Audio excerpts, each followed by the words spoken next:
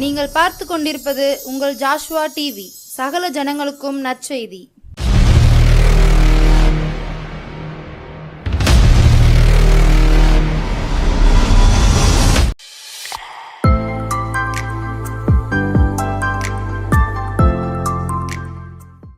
ஆண்டவராகிய இயேசு கிறிஸ்து நாமத்தினாலே உங்களுக்கு என்னுடைய அன்பான வணக்கத்தையும் வாழ்த்துதலையும் தெரிவித்துக் கொள்கிறேன். என்னுடைய நிகழ்ச்சியை முதல் முறையாக பார்ப்பவர்களுக்கு நான் சொல்லிக்கொள்ள விரும்புவது, ஒவ்வொரு வாரமும் இதே நாள் இதே நேரம் என்னுடைய நிகழ்ச்சி ஒளிபரப்பாகும். நீங்கள் தவறாமல் பங்கு பெற்று பார்த்து ஆசீர்வாதம் பெறும்படி உங்களை அன்புடன் அழைக்கிறேன். இன்றைய நாளின் தியானத்திற்கு ஆதாரமாக சங்கீத புத்தகங்கள் 121 சங்கீதம் 5ஆம் வசனம். சங்கீதம் 121:5. கர்த்தர் உன்னை காக்கிறவர், கர்த்தர் உன் வலது பக்கத்திலே உனக்கு நிழலாயிருக்கிறார். கர்த்தர் உன்னை காக்கிறவர், கர்த்தர் உன் வலது பக்கத்திலே உனக்கு நிழலாயிருக்கிறார். காக்கும் கர்த்தர் என்ற தலைப்பிலே சில காரியங்களை உங்கள் மத்தியிலே நான் பகிர்ந்து கொள்ள விரும்புகிறேன். ஆண்டவர் நம் அருகே நம் வலது பக்கத்திலே நிழல் போல இருந்து நம்மை காக்கிறவரா. எவ்வளவு சந்தோஷமான விஷயம், எவ்வளவு மகிழ்ச்சியான காரியம், எவ்வளவு ஆறுதலான காரியம். நம்மையும் காப்பதற்கு சர்வ வல்லமை உள்ள தேவன் ஒருவர் உண்டு. அவர் நம்மோடு என்றென்றும் தங்கி இருந்து நம்மை காக்கிறவர். அதை தான் அவர் சொல்வார் ஏசாயா 41:10, நீ பயப்படாதே, நான் உன்னுடனே இருக்கிறேன். திகையாதே, நான் உன் தேவன். நான் உன்னை பலப்படுத்தி உனக்கு சகாயம் பண்ணுவேன். என் நீதியின் வலது கரத்தினால் உன்னை தாங்குவேன் என்று சொல்லி நம்மோடு இருந்து நம்மை காத்து கொள்வாராம். சங்கீதம் 48:14 சொல்கிறது, இந்த தேவன் என்றென்றைக்கு உள்ள சதா காலங்களிலும் நம்முடைய தேவன் மரண பரியந்தம் நம்மை நடத்துவார் என்று சொல்லி. அது மாத்திரமல்ல, மத்தேயு 28:20 அருமை இரட்சகர் ஆண்டவராய் இயேசு கிறிஸ்து சொல்லி போனா, இதோ உலகத்தின் முடிவு பரியந்தம் சகல நாட்களிலும் நான் உங்களுடனே கூட இருக்கிறேன் என்று சொல்லி. மத்தேயு 1:23 சொல்லுகிறது, இம்மானுவேல் அவருடைய பெயருக்கு அர்த்தம் தேவன் நம்மோடு இருக்கிறார் என்று சொல்லி. நம்மோடு கூட இருந்து நிழல் போல நம்மை காக்கிற தேவன் அவர். ஒரு மனிதனையும் அவனுடைய நிழலையும் பிரிக்கவே முடியாது. அவன் எங்கே சென்றாலும் கூடவே அவனுடைய நிழலும் வரும். அதுபோல நம்மோடு என்றென்றும் இருந்து அவர் நம்மை காப்பாராம். இஸ்ரவேல் மக்களை மோசே ஆரோனை அனுப்பி பலத்த அற்புத அடையாளங்கள் செய்து எகிப்திலிருந்து தேவன் மீட்டு கொண்டு வந்தார். தேவாதி தேவன் மகிமையிலே அமர்ந்திருக்கும் அவர் அவர்களோடு கூட வனாந்தரத்திலே பயணித்தார். ஓநாய், கொள்ளிவாய் சர்ப்பம், தேள்கள், நரிகள் ஊழையிடும் அந்த வனாந்தரத்திலே அவனோடு கூட இஸ்ரவேல் மக்களோடு கூட தேவன் இருந்தாராம். யாத்ராகமம் 13ஆம் அதிகாரம் 21, 22 வசனங்களை வாசித்து பாருங்கள். அவர்கள் இரவும் பகலும் வழி நடக்க கூடும்படிக்கு கர்த்தர் பகலில் அவர்களை வழி நடத்த மேகஸ்தம்பத்திலும் இரவில் அவர்களுக்கு வெளிச்சங்காட்ட அக்னி ஸ்தம்பத்திலும் அவர்களுக்கு முன் சென்றார். பகலிலே மேகஸ்தம்பமும் இரவிலே அக்னி ஸ்தம்பமும் ஜனங்களிடத்திலிருந்து விலகி போகவில்லை. அவர்களோடு கூட இருந்தார். பகலிலே மேகஸ்தம்பம் மூலமாக இருந்தார், இரவில் அக்னி ஸ்தம்பம் மூலமாக இருந்தார். அவரோடு கூட என்றென்று விலகாமல் இருந்தார். லேவியராகமம் 26:11 உங்கள் நடுவில் என் வாசஸ்தலத்தை ஸ்தாபிப்பேன், என் ஆத்துமா உங்களை ஆரோசிப்பதில்லை என்று வேதம் சொல்லுகிறது. அதுக்கு அடுத்த வசனம் லேவியராகமம் 26:12 வாசித்து பாருங்கள். நான் உங்கள் நடுவிலே உலாவி உங்கள் தேவனாயிருப்பேன், நீங்கள் என் ஜனமாயிருப்பீர்கள் என்று ஆண்டவர் சொல்கிறார். என்றென்றும் நம்மோடு கூட இருந்து அவர் நம்மை காத்து கொள்வார். இதை குறித்து நாம் தொடர்ந்து தியானிக்க இருக்கிறோம். அவர் என்னென்ன விதங்களிலே நம்மை காக்கிறார். யூதா அந்த புத்தகத்திலே ஒரே ஒரு அதிகாரம் தான் இருக்கிறது. அந்த அதிகாரத்தை 24ஆம் வசனம் சொல்கிறது, வலுவாதபடி உங்களை காக்கவும் தம்முடைய மகிமை உள்ள சன்னிதானத்திலே மிகுந்த மகிழ்ச்சியோட மாசற்றவர்களாய் நிறுத்தவும் வல்லமை உள்ளவரும். வலுவாதபடி உங்களை காக்கவும் தமது மகிமையுள்ள சன்னிதானத்திலே மிகுந்த மகிழ்ச்சியோடு உங்களை மாசற்றவர்களாய் நிறுத்தவும் வல்லமை உள்ளவரும். அவர் நம்மை வலுவாதபடி காக்க வல்லவர். வலுவாதபடி காக்க வல்லவர். சங்கீதம் 121:7 செல்கிறது, கர்த்தர் உன்னை எல்லா தீங்குக்கும் விலக்கி காப்பார். அவர் உன் ஆத்துமாவை காப்பார். என் அன்பு சகோதர சகோதரிகளே, இந்த உலகத்திலே ஒரு தூய்மையான வாழ்க்கை வாழ்ந்து, பரிசுத்தமான வாழ்க்கை வாழ்ந்து, இறுதியிலே மோட்ச ராஜ்யத்திலே, தேவ சமூகத்திலே, தேவ சன்னிதானத்திலே நாம் காணப்பட வேண்டும். இதுதான் நம்முடைய வாழ்க்கையின் உச்சகட்ட லட்சியம். ஒவ்வொருவருக்கும் வாழ்க்கையிலே ஒரு குறிக்கோள் இருக்கலாம், ஒரு லட்சியம் இருக்கலாம். நான் இப்படி வாழ வேண்டும், வாழ்க்கையிலே இந்த இலக்கை அடைய வேண்டும் என்று சொல்லி பல்வேறு சிந்தனைகள் வரலாம். ஆனால் நம்ம எல்லாருக்கும் இருக்க வேண்டிய ஒரு பொது நோக்கம், இந்த உலகத்திலே நாம் என்ன ஒரு ஊழியம் செய்தாலும் அல்லது என்ன ஒரு உலக பிரகாரமான ஒரு தொழில் செய்தாலும் நாம் பரிசுத்தமாய் வாழ வேண்டும்.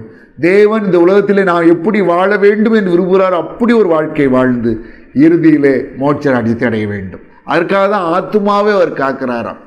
பாருங்க, இந்த உலகம் என்பது நிரந்தரம் அல்ல. வேதம் தெளிவாக சொல்கிறது, நம்முடைய குடியிருப்போ பரலோகத்தில் இருக்கிறது. பிலிப்பியர் 3:20 வேதம் சொல்கிறது. 2 கொரிந்தியர் 5:1 வாசித்து பாருங்கள். பூமிக்குரிய கூடாரமாகி நம்முடைய வீடு அழிந்து போனாலும் தேவனால் கட்டப்பட்ட கைவேலை அல்லாத நித்திய வீடு பரலோகத்திலே நமக்கு உண்டாயிருக்கிறது. பரலோகத்தில் இருக்கிற வீடு தான் நிரந்தர வீடு. இந்த உலகத்தில் வாழ்கிற வாழ்க்கை நான் அடிக்கடி பிரசங்கத்தில் சொல்வேன், அது it's like living in a lodge. வெளியூருக்கு செல்லுகிறோம், குறுகிய காலம் மட்டும் அங்கே தங்கியிருப்போம். சில நாட்கள் நமக்கு யாரும் நண்பர்கள் தங்க வீடு இல்லைன்னா, உறவினர்கள் இல்லைன்னா அந்த லாட்ஜில் ரூம் எடுத்து தங்குவோம். இந்த லாட்ஜ் ரூம் வந்து நம்ம நிரந்தரமான வீடு கிடையாது. கொஞ்ச நாள் அந்த ரூமில் தங்கி இருப்போம். நம்ம வேலை முடிஞ்ச உடனே அந்த ரூமை காலி பண்ணிவிட்டு நம்முடைய சொந்த ஊருக்கு, சொந்த வீட்டுக்கு வந்துடுவோம். அதே போல் தான் இந்த உலக வாழ்க்கை. நம்முடைய சொந்த பூமி பரலோகம்தான், நம்முடைய குடியிருப்பு பரலோகம்தான். we are citizens of heaven. வேதம் விதமாய் சொல்கிறது, நாம் பரலோகத்து குடிமக்கள். இந்த உலகம் நமக்கு நிரந்தரம் கிடையாது. கொஞ்ச காலம் அந்த உலகத்தில் வாழ அழைக்கப்பட்டிருக்கிறோம். அந்த வாழ்க்கையில் பரிசுத்தமாக வாழ்ந்தாதான் நித்தியத்தில் பரலோகத்தில் கழிக்க முடியும். இந்த உலக வாழ்க்கையில் நம்ம பரிசுத்தமாக வாழ்ந்தாதான் நித்தியத்தை பரலோகத்தில் கழிக்க முடியும். அதான் ஆண்டவர் சொல்கிறாரு வெளிப்படுத்தல் 22:11, பரிசுத்தம் உள்ளவன் இன்னும் பரிசுத்தமாகட்டும். 1 பேதுரு 1:15-16 வாசித்து பாருங்கள். உங்களை அழைத்தவர் பரிசுத்தராயிருக்கிறது போல நீங்களும் உங்கள் நடக்கைகள் எல்லாவற்றிலேயும் பரிசுத்தராயிருங்கள். நான் பரிசுத்தர், ஆகையால் நீங்களும் பரிசுத்தராயிருங்கள் என்று எழுதியிருக்கிறது. 1 தெசலோனிக்கேயர் 5:23 ஆண்டவருடைய மற்றொரு விருப்பத்தை சொல்கிறது. சமாதானத்தின் தேவன் தாமே உங்களை முற்றிலும் பரிசுத்தமாக்குவாராக. உங்கள் ஆவி, ஆத்துமா, சரீரம் முழுவதும் நம்முடைய கர்த்தராகிய இயேசு கிறிஸ்து வரும்போது குற்றமற்றதாய் இருக்கும்படி காக்கப்படுவதாக. முற்றிலும் பரிசுத்தமான ஒரு வாழ்க்கைக்கு தேவன் நம்மை அழைக்கிறார். தேவன் நம்மை அசுத்தத்திற்கு அல்ல, பரிசுத்தத்திற்கே அழைத்திருக்கிறார். ஆகவே இந்த உலகத்தில் நாம் பரிசுத்தமாக வாழ்வதற்கு தேவன் உதவி செய்கிறார். அடிக்கடி வாலிபர் பற்றியில் பேசும்போது இதை சொல்லுவேன். எங்களுடைய காலத்தில் நாங்கள் தேடி தேடி தான் பாவம் செய்யணும். இன்றைக்கி அப்படி இல்லை, பாவம் நம்மை தேடி வருகிறது. ரொம்ப யாருக்கும் தெரியாமல் ரகசியமாக பாவம் செய்வதற்கு பல வழிகள் பிசாசானவன் உருவாக்கி விட்டான். நாம் எச்சரிக்கையாக இருக்க வேண்டும். ஆனால் இப்படிப்பட்ட சூழ்நிலையிலும் நம் எந்த பிரச்சனை வந்தாலும், என்ன பாடுகள் வந்தாலும், என்ன இடர்பாடுகள் வந்தாலும் தேவனுக்காய் நான் பரிசுத்தமாய் வாழ்வேன் என்று வைராக்கியமாக நினைத்து கொண்டால் தேவன் நிச்சயமாக நமக்கு உதவி செய்வார். ஒரு யோசேப்பு பரிசுத்தமாக வாழ இல்லையா? ஒரு தானியேல் பரிசுத்தமாக வாழ இல்லையா? 30-33 ஆண்டுகளுக்கு அத்தனை சோதனைகளை சந்தித்து இயேசு கிறிஸ்து நம்மை போல சோதிக்கப்பட்டோம் அவர் பரிசுத்தம் உள்ளவர்களாக வாழ்ந்து காட்டவில்லையா? நிச்சயம் நமக்கு முடியும், நிச்சயமாக நமக்கு முடியும். அதனால தான் மாசற்றவர்களாய் நம்முடைய சன்னிதானத்தில் மிகுந்த மகிழ்ச்சியோடைய தேவன் நிறுத்த வல்லமை உள்ளவர் என்று வேதம் சொல்லுகிறது. 2 தீமோத்தேயு 4:18 பவுல் சொல்கிறாரு, கர்த்தர் எல்லா தீமை நின்று என்னை ரட்சித்து தம்முடைய பரம ராஜ்யத்தை அடையும்படி காப்பாற்றுவார். அவருக்கு சதா காலங்களில் மகிமை உண்டாவது ஆமென் என்று சொல்லுகிறார். கர்த்தர் எல்லா தீமை நின்று என்னை ரட்சித்து தம்முடைய பரம ராஜ்யத்தை அடையும்படி காப்பாற்றுவார். ஆண்டவராக இயேசு கிறிஸ்து நமக்காக ஜெபித்திருக்கிறார். என்ன ஜெபித்திருக்கிறார்? யோவான் 17:15 நீர் அவர்களை உலகத்தில் இருந்து எடுத்துக்கொள்ளும்படி நான் வேண்டிக் கொள்ளாமல் நீர் அவர்களை தீமை நின்று காக்கும்படி வேண்டிக் கொள்கிறேன்.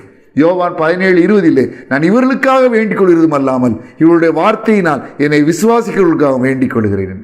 ஆகவே நாம் எந்த சூழலிலும் தேவனுக்கு பிரியமில்லாத ஒரு காரியத்தை செய்ய மாட்டேன்னு சொல்லி வைராக்கியமாய் தீர்மானம் எடுத்து வாழ்வோம் என்றால் தேவன் நாம் பரிசுத்தமாய் வாழவும் உலகத்தில் ஓட்டத்தை வெற்றிகரமாய் முடித்து அவருடைய பரம ராஜ்யத்தை அடையவும் நித்திய ஆனந்தமாய் அவரோடு என்றென்று பரிசுத்தமாய் பரலோகத்தில் ஜீவிக்கவும் தேவன் உதவி செய்வார்.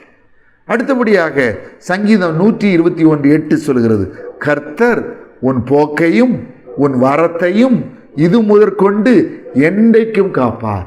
கர்த்தர் உன் போக்கையும் உன் வரத்தையும் இது முதற்கொண்டு என்றைக்கும் காப்பார். எத்தனையோ பிரயாணங்களை நாம் பண்ணுகிறோம், எத்தனையோ பிரயாணங்களை செய்கிறோம். நாம் நடைபயணம் செய்கிறோம், நடந்து செல்கிறோம், சைக்கிள் மூலமாக செல்கிறோம், மோட்டார் பைக் மூலமாக செல்கிறோம், ஸ்கூட்டர் மூலமாக செல்கிறோம், ஆட்டோ மூலமாக செல்கிறோம், கார் மூலமாக செல்கிறோம், பஸ்ஸு, ட்ரெயின், பிளெயின் என்று சொல்லி பல்வேறு வாகனங்கள் மூலமாக பயணம் செய்கிறோம்.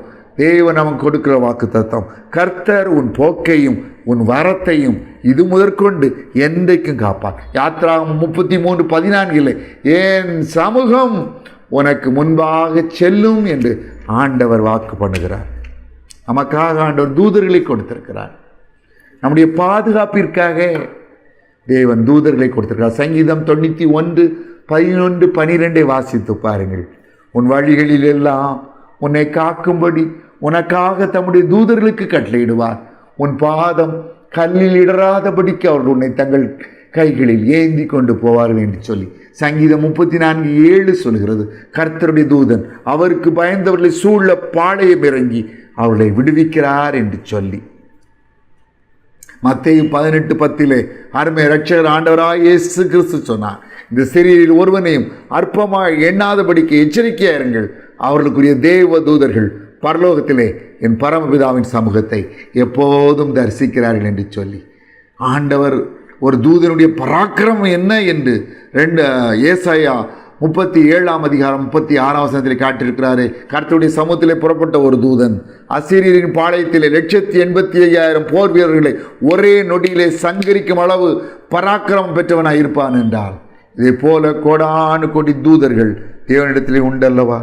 இவர்கள் நம்முடைய போக்கிலும் வரத்தில் நம்மை காத்துக்கொள்ள தேவனால் நியமிக்கப்பட்டவர்கள். ஒவ்வொரு தேவ பிள்ளையும் காப்பதற்கு தேவன் தூதர்களை கொடுத்திருக்கிறார். அவர்கள் பணிவிடை ஆவிகள் நம்மை காத்து கொள்வார்கள்.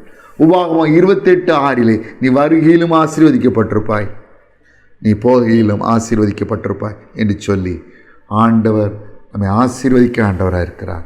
நண்பு சகோதரே, நண்பு சகோதரி, எனக்காக உதவி செய்வதற்கு யாருமே இல்லையே என்று கலங்கி தவிக்கிறீர்களோ? இந்த ராத்திரி வேளையில் கர்த்தருடைய வார்த்தை உங்களுக்கு நேராய் வருகிறது. மகனே, உன்னை காத்துக்கொள்வதற்காக உன்னோடு கூட என்றென்று தங்கி வழி நடத்துவதற்கு நான் இருக்கிறேன். நான் எவ்விதமாய் உன்னை காப்பேன். சங்கீதம் 32:8 வண்ணமாக நான் உனக்கு போதித்து நீ நடக்க வேண்டிய வழி உனக்கு காட்டுவேன். உன் மேல் என் கண்ணை வைத்து உனக்கு ஆலோசனை சொல்லுவேன். ஏசாயா 48:17 சொல்கிறது, ஆண்டவர் சொல்கிறார், பிரயோஜனமாக இருக்கிறதே உனக்கு போதித்து நீ நடக்க வேண்டிய வழியிலே உன்னை நடத்துகிற உன் தேவனாய் கர்த்தர் நானே. ஆகவே தேவனை நோக்கி ஒரு விஷயம் ஜெபிக்க இருக்கிறோம். இந்த ராத்திரி வேளையினோடு சேர்ந்து ஜெபியுங்கள். நம் தேவனை நோக்கி ஒருமனப்பட்டு நம்முடைய உலக பிரகாரமான அனைத்து தேவைகளுக்காகவும் தேவனை நோக்கி ஜெபிக்க இருக்கிறோம். நாம் ஜெபிக்கலாம். அன்புள்ள பரம தகப்பனே, இந்த நிகழ்ச்சியை பார்க்கிற நம்முடைய பிள்ளைகளை நம்முடைய கரத்திலே தருகிறேன். இவர்களில் வியாதியினால் பலவீனப்பட்ட ஒவ்வொருவருக்காகவும் விசேஷமாய் ஜெபிக்கிறேன். சரீரத்திலே வலி, வேதனை, வியாதி, பலவீனம், பாடுகள், சரீர உபாதைகள் அனுபவிக்கிற ஒவ்வொருவரையும் கருத்திலே தருகிறேன். இயேசு கிறிஸ்துவின் வல்லமையுள்ள நாமத்தினாலே இந்த நிகழ்ச்சியை பார்த்து கொண்டிருப்பவருடைய சரீரங்களிலிருந்து வலிகளும் வேதனைகளும் மறையும்படி கட்டளை கொடுக்கிறேன். இயேசு கிறிஸ்துவின் வல்லமையுள்ள நாமத்தினாலே இதை பார்ப்பவருடைய சரீரங்களில் இருந்து கட்டிகள் மறையும்படி கரையும்படி கட்டளை கொடுக்கிறேன். வேண்டாத வளர்ச்சிகள், வேண்டாத சதை பகுதிகள், கட்டிகள் எல்லாம் கரைந்து போகும்படி கட்டளை கொடுக்கிறேன். ஆபரேஷன் தான் வழி, ஆபரேஷன் இல்லாமல் சுகம் கிடையாது என்று சொல்லுகிற மருத்துவர்கள் மத்தியிலே அப்பா, கைவிடப்பட்ட நிலைமையிலே அப்பா, இந்த நிகழ்ச்சியை பார்க்கிறவர்களை உங்களுடைய கருத்திலே தருகிறேன். அப்பா, ஆபரேஷன் இல்லாமலே அவர்களுக்கு அற்புத சுகத்தை கொடுத்தரணும். இவர்களுக்கு ஆபரேஷன் தேவை என்று சொன்ன அதே மருத்துவர்களே இப்பொழுது மறுமுறை பரிசோதித்து விட்டு இனி ஆபரேஷன் தேவையில்லை, நீங்கள் பரிபூர்ண சுகம் பெற்று விட்டீர்கள் என்று சொல்லி அனுப்பத்தக்க வகையிலே இதை பார்ப்பவருடைய சரீரங்களிலே பரிபூர்ண சுகத்தை கொடுங்க, சுகத்தை கொடுங்க. இனி உனக்கு குழந்தையே பிறக்காது என்று சொல்லுகிற பிள்ளைகளுக்கு அற்புத குழந்தைகளை கொடுத்து ஆசீர்வதிங்க. ஹல்லேலூயா. பெற பண்ணுகிறவராகிய நான் பெறச் செய்யாமல் இருப்பேனோ என்று கர்த்தர் சொல்லுகிறார். பிரசவிக்க பண்ணுகிறவராகிய நான் பிரசவத்தை தடுப்பேனோ என்று உன் தேவன் சொல்லுகிறார். அடைக்கப்பட்ட கற்பங்கள் திறக்கட்டும் இயேசு கிறிஸ்துவின் நாமத்தினாலே. குழந்தை பாக்கியத்தை கொடுத்த ஆசீர்வதியும் ஆசீர்வதியும் ஆசீர்வதியும் ஆசீர்வதியும். பிள்ளைகளுடைய சரீரத்தை 100 விசை தொடுங்க ராஜா. வயிற்று வலி, தீராத வயிற்று வலினாலே சில சமயம் தற்கொலை கூட செய்து கொள்ளலாமா என்று வேதனையை துடிக்கிற உடைய பிள்ளைகளுக்காக ஜெபிக்கிறேன். இந்த வலமுள்ள கரத்தை நீட்டி அந்த வயிற்று வலியை குணமாக்கும் இயேசு கிறிஸ்துவின் வலமுள்ள நாமத்தினாலே. பார்ப்பவருடைய சரீரங்களில் இருந்து தீராத வலிகள் நீங்கும்படி கட்டளை கொடுக்கிறேன். அந்த வலிக்கு காரணமான நோய்கள் குணமாகும்படி கட்டளை கொடுக்கிறேன் இயேசு கிறிஸ்துவின் நாமத்தினால். எல்லா நோய்களும் சுகமாகட்டும். ஹல்லேலூயா. பிணிகள் நீங்கட்டும், பாடுகள் ஓயட்டும், துயரங்கள் சந்தோஷமாய் மாறட்டும். ஹல்லேலூயா ஹல்லேலூயா. விலையுயர்ந்த பொருட்களை தொலைத்த மக்கள் அதை திரும்ப பெறட்டும். ஹல்லேலூயா. இயேசு கிறிஸ்துவின் நாமத்தினாலே இன்று ஒரு அற்புதங்கள் இதை பார்ப்படைய வாழ்க்கையில் நடைபெறட்டும். நன்றி இயேசு சுவாமி. சகல துதியையும் கனத்தையும் மகிமையும் வல்லமையும் ஒருவருக்கே செலுத்துகிறோம் இயேசு கிறிஸ்துவின் நாமத்தினாலே வேண்டிக் கொள்கிறோம் பிதாவே, ஆமென். இதை பார்த்து கொண்டிருக்கிற, இதை கேட்டுக்கொண்டிருக்கிற என் அன்பு சகோதர சகோதரிகளே, நான் உங்களுக்காக ஜெபிக்க வேண்டுமானால் உங்கள் ஜெப குறிப்புகளை எனக்கு அனுப்பி வையுங்கள். நான் உங்களுக்காக ஆண்டவருடைய ஊக்கமாக ஜெபிப்பேன்.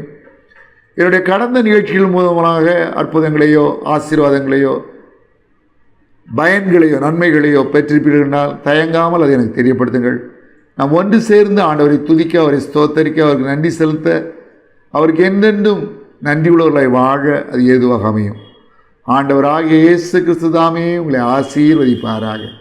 May God bless you.